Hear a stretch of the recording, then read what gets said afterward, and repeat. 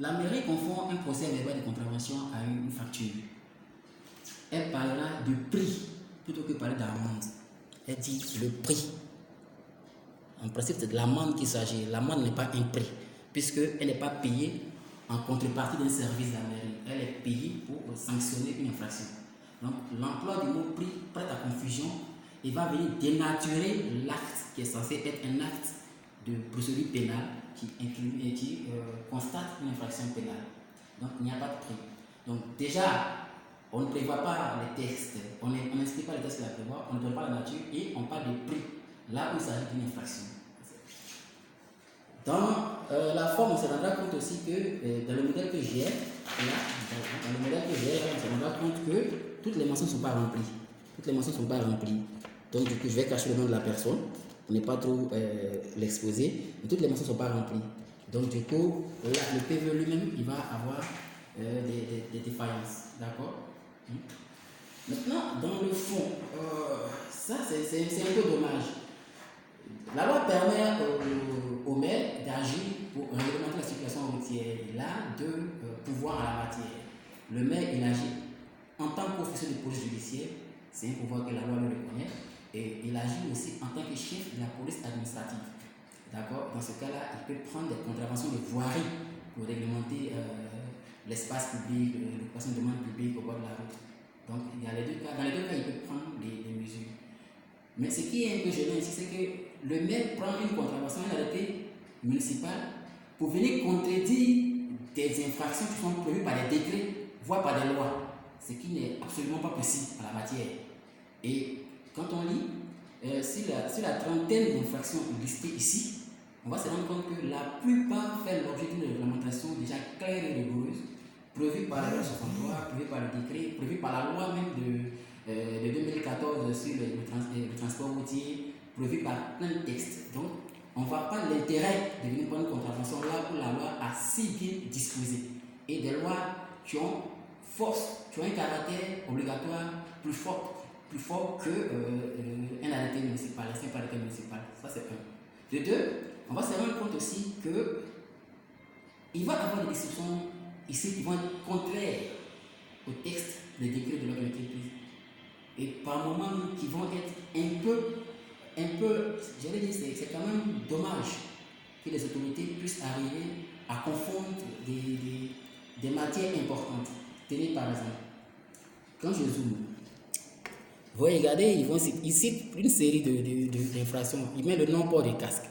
Le non-port des casques est réglementé chez nous ici par un décret de 70 qui définit les conditions d'homologation des casques à vendre en Côte d'Ivoire, qui définit les conditions du port des casques et qui précise la sanction, une contravention de deuxième classe qui est punie par une amende de contravention et il fait l'objet aussi d'une amende forfaitaire. Et j'ai l'impression que c'est ce qu'ils confondent ici. Ils confondent l'amende de contravention et l'amende forfaitaire. Je vous expliquerai tout à l'heure. Ça, c'est un. Donc, le non-port des casques est déjà sanctionné, le refus de priorité est déjà sanctionné, mais pire, la surcharge des marchandises. Et déjà même qu'il y a une réglementation en cours de polémique, puisque le pouvoir même de réglementer la surcharge des camions de marchandises n'appartient même plus aux États, mais appartient à l'UEMOA qui a plein règlement, le règlement 14, pour lequel l'État de Côte d'Ivoire est en train de réfléchir et de mettre en œuvre les moyens de l'exécuter. Donc ça n'appartient pas à la législation nationale, c'est une législation communautaire, régionale UEMOA. Donc le maire ne peut pas s'amuser à venir contredire ce qu'un règlement a prohibé. Donc ça, c'est absurde d'une part. Deuxième chose, dans toutes les infractions qu'on cite, le maire va venir dire par exemple défaut d'assurance, tentative de fuite après un accident. Et ça encore, c'est grave. La tentative de fuite après un accident, c'est le délit de fuite, le très célèbre délit de fuite qui est réglementé par notre législation. On a un texte là-dessus, si je le retrouve. Et on a un texte qui dit, voilà, on a ici une loi, comme je dis, on a la loi 63-526 du 26 décembre 1963 relative aux peines applicables en matière de contravention et aux amendes forfaitaires que je viens de lire. Mais en plus de ça, on a aussi un texte. On a un texte sur l'infraction routière. Je vais le retrouver, je vous le montre. Excusez-moi.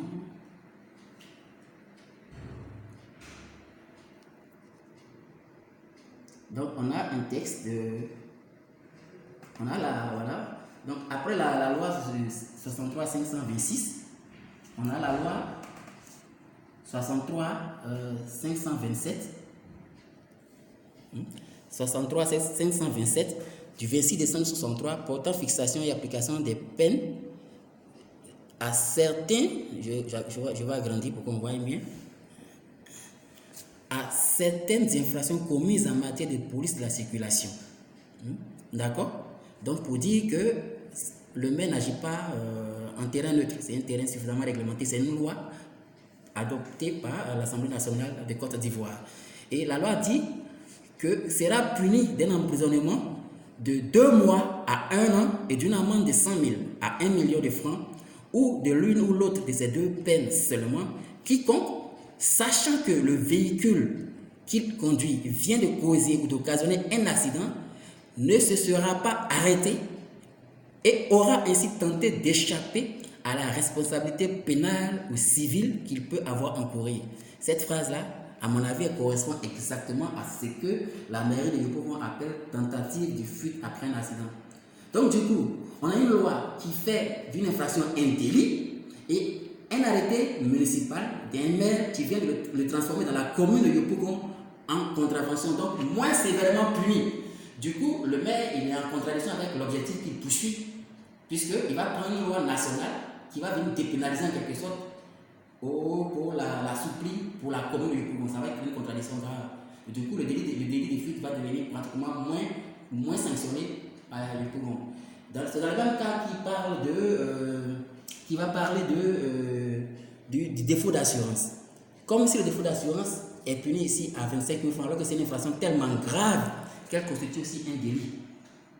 D'accord? Donc, dans le fond, il y a une confusion avec il y a une contradiction, il y a une opposition, il y a un conflit avec des textes qui existent, et il y a une confusion avec des infractions qui ont été clairement identifiées et réglementées par l'État de Côte d'Ivoire.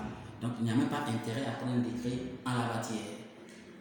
Troisième difficulté, là où le maire parle du prix et que je voulais qu'il parle d'amende, on va dire quelque chose là-dessus. Tout à l'heure, quand on disait sur les contraventions et les amendes forfaitaires, il a créé 3 classes de contraventions.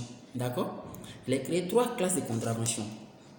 Première, deuxième, troisième classe. Et les contraventions sont de 200. Ah, ça, c'est un vieux texte, mais il a été actualisé dans le décret de 2016. Dans le décret de 2016, que j'appelle le code de la route. Ce décret de 2016 là, c'est le décret de 2016 portant réglementation de l'usage des voies routières ouvertes à la circulation publique. C'est en quelque sorte l'épine dorsale de notre code de la route. Et ce décret là, il va donner les contraventions pratiquement en fin d'article, les contraventions que la mairie allègue, dont les dispositions de l'article, excusez-moi, il faut que je retrouve ce que le maire a cité. Donc, constituent des contraventions de 3e classe et sont punies d'une amende de 10 000 francs à 360 000 francs et ou d'un emprisonnement de 10 jours à 2 mois au moins. D'accord? Les contraventions de 2e classe vont être listées et 3e classe vont être listées. La loi ne prévoit qu'une série de 24 articles, 24 infractions. Ici, dans le décret, il n'y a que 24 infractions qui constituent la contravention de 3e classe et pas plus. Donc, on ne peut pas venir instituer des contraventions plus au-delà de ces infractions-là. Ça, c'est 1. La contravention de 2e classe, c'est de 1 000 francs à 10 000 francs. D'accord? Vous constaterez avec moi qu'il n'y a pas de montant fixe. Il y a une marge qui permet au juge, quand il est saisi, de pouvoir se prononcer et en fonction de la gravité de l'infraction, en fonction du comportement du contrevenant, va lui infliger un montant. Ce n'est pas au maire de fixer le montant, mais c'est au juge d'apprécier et de sanctionner le contrevenant en fonction. Quand on veut donner un montant fixe, la loi a prévu la procédure des amendes forfaitaires. Je reviens encore là-dessus pour vous dire que tout est réglementé. La procédure des amendes forfaitaires, d'accord? La contravention des amendes forfaitaires. Et ces amendes forfaitaires-là ont été réglementées en ce qui concerne le code de la route. Ici, en ce qui concerne le code de la route. Donc, je vais vous retrouver, vous allez constater que... Et l'article 6 est clair, le taux des amendes forfaitaires est ainsi fixé. Première classe 200, deuxième classe 1000 francs, troisième classe 2000. Ce décret a été modifié récemment en 2016. Donc les premières classes sont passées à 500 et puis les autres n'ont pas changé. Donc pour vous dire que quand on veut mettre un montant fixe, on rejoint l'amende forfaitaire. Et le principe de l'amende forfaitaire a été fixé par la loi. Il y a ces contraventions-là et il y a des dérogations, mais ces dérogations ne sont possibles que par décret.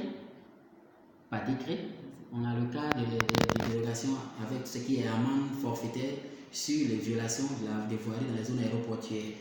Là-bas, on peut avoir des amendes jusqu'à 20 000, mais c'est un décret qui le prévoit en application de ce texte-là. D'accord. Ici de suite. D'accord. Donc, quand on aura pris compte que dans la procédure, il y a encore quelques irrégularités, mais on aura l'occasion d'en parler quand j'aurai entre les mains l'arrêté même du maire et que j'analyserai la procédure d'adoption de l'arrêté, les pouvoirs qu'il confère à ceux qui vont constater l'infraction et on pourra aussi faire l'objet d'une autre analyse que je vous soumettrai. J'attends vos observations et commentaires. Je vous remercie.